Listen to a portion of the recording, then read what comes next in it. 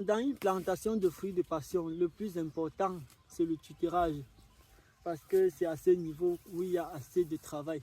Et ici, là, il faut, lors du tutorage, il faut utiliser les tuteurs vivants, si vous en avez.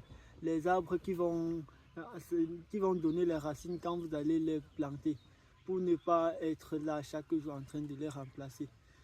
Et le tutorage même, il faut mettre les tuteurs à une distance de 2,5 m pour ne pas vous courber à chaque moment avant de travailler dans la parcelle. Et, et le tissage, quand on met les tuteurs, on parsème les tuteurs comme ça, après on passe au tissage. On utilise deux types de fils. Le fil au banage qui a une taille un peu plus volumineuse, oui, pour relier tous les tuteurs. Et ensuite les fils cordonniers pour tisser.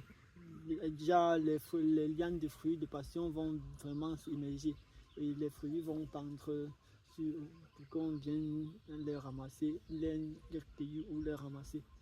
Donc c'est en fait l'opération le plus important sur le fruit de passion. Quand vous laissez les plants de fruits de passion tomber au sol là, la production s'arrête automatiquement. Alors que quand vous faites un bon tutorage, la production est continue.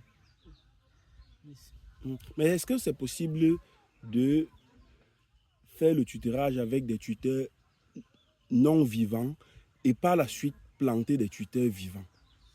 Oui, monsieur, si vous êtes dans l'incapacité d'avoir les tuteurs vivants à cette époque, il va vous falloir que vous faites d'abord un tutorage provisoire.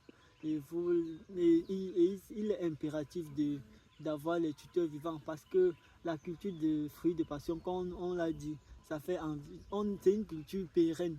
Ça fait environ 5 ans. Donc il faut avoir les tuteurs qui vont prendre et vont résister pendant tous ces 5 ans-là.